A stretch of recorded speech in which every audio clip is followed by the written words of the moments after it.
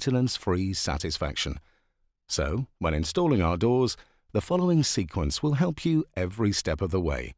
Let's get started. It's wise to make sure you protect your doors on site, so only remove the packaging on the day you intend to install. Check before you start that you have all the components you need. Every set includes one top and bottom track and left and right jamb. The components box, however, is bespoke to your order, so follow the checklist provided. Now, make sure you have the correct tools. A list is identified in the installation guide provided. There are no special tools required. It is also vital that you obtain a range of frame packers of different thicknesses. It's always very important to start with a level threshold.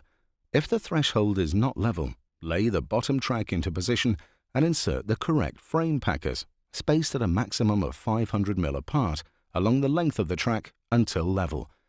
Once the track is level, remove and secure the frame packers into position using silicone sealant. Now, evenly space the jamb packers along the length of the jamb and fix into place using small screws positioned beneath each packer.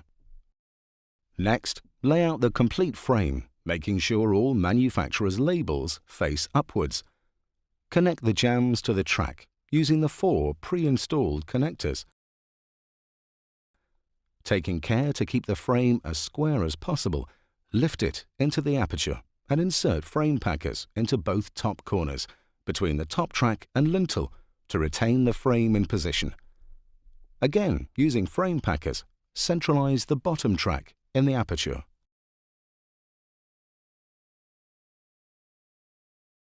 Using a 13 mm drill bit, drill the first layer of polyamide level with the center of each jamb packer. Starting at the bottom of the jamb, drill the jamb packer using a suitable HSS drill bit for your preferred fixing. A good idea is to insert a flat knife or trowel between the jamb and the masonry to prevent blunting of the drill bit. Then, using a masonry drill bit to drill the correct size for your preferred fixing, drill through the previously drilled hole into the masonry. Packing the jamb level with the end of the bottom track, insert your preferred frame fixing. Then, level vertically the jamb and install the top fixing. Making sure the jamb is not bowed, install the remaining fixings. Finally, check for straightness and level again. Repeat this process with the remaining jamb.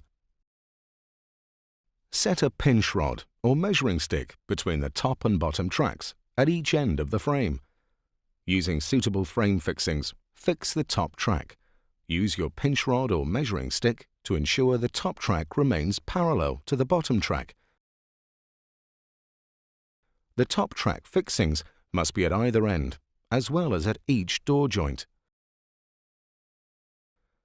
Now, fix the bottom track, mirroring the fixing positions on the top track. Before inserting the fixing, apply silicone sealant into the drilled hole to create a waterproof seal. Then, recheck level.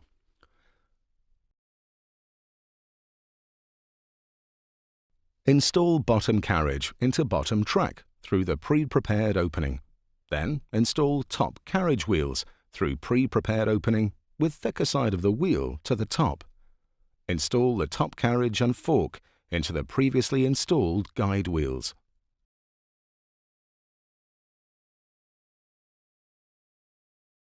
The position of each door in the set is clearly identified by a pre-adhered label on the outside sash. Locate the first door into the jamb hinges and lower into position. Install the next door onto the hinges of the first door. Install the third door onto the center hinge of the second door. Stabilize the door using a suitable screwdriver inserted into top hinge. Slightly lift the second and third doors and locate the bottom carriage assembly over the bottom hinge and insert retaining pin supplied. Tap the pin into place whilst carefully aligning hinge and fork together. Remove screwdriver from top hinge and locate top carriage assembly in the same way. Once the pins are inserted, install the remaining screws into the pins and tighten. Repeat the previous steps for the remaining doors. Close the lead door onto its latch, being careful it doesn't catch as it passes the keeps.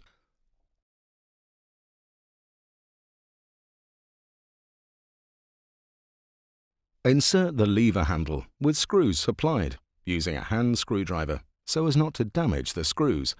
Then, insert the grub screws into the hinges attached to the carriage assemblies. Only one per assembly is necessary.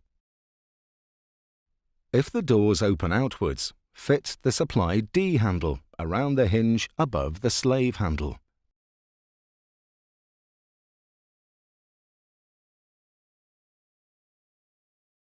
Remove the glazing beads from the door and install suitable 4mm glazing packers. Lift the glass into place. Insert 4mm glazing packer into the diagonally opposite bottom corner to the automatic toe and heel plate fitted in the top of the door. Insert 2 more 4mm glazing packers in the opposite corner at the top of the door. This will brace the door diagonally. Be sure that the top packer is between the automatic toe and heel plate and the glass. Once all packers are in position, reinstall the glazing beads and repeat steps for all remaining doors. Once all the glass has been installed, insert the wedge gasket between glazing bead and glass, starting each door leaf at the bottom glazing bead.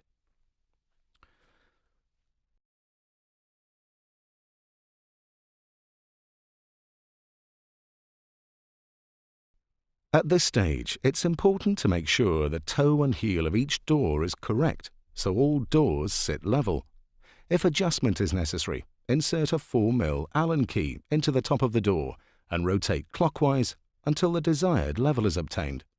If no adjustment is required, turn the toe and heel adjuster clockwise until the plate inside the glazing chamber is tight to the top of the glass. This will help prevent the doors settling over time. Check the gap between the edge of the lead door and its closing style. There should be an even 3mm from bottom to top. Should adjustment be required, open the doors, remove the center fixings of one jamb, and repack top and bottom of the jamb, in or out, to suit. Once adjustments have been made, insert center fixings. Starting with the doors completely open, check the level of the top track, observing the center pin in the top carriage guide wheel. This should protrude approximately 1mm through the center of the wheel and stay consistent as the doors are closed along the length of the track. If this is not the case, repack the top track to suit.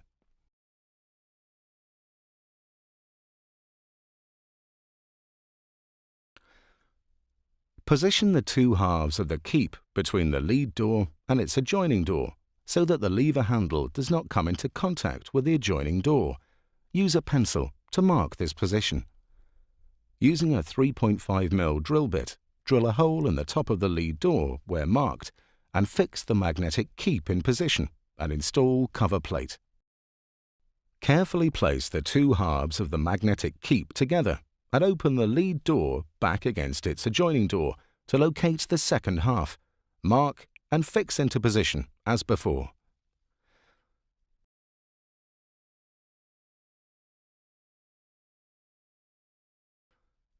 Install all the hinge plugs provided into the top and bottom of all the remaining hinges.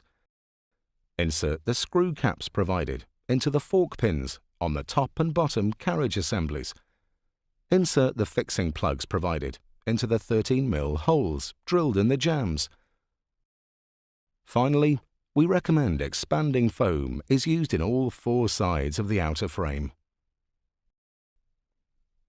Your origin doors are now correctly installed. Before using, please refer to the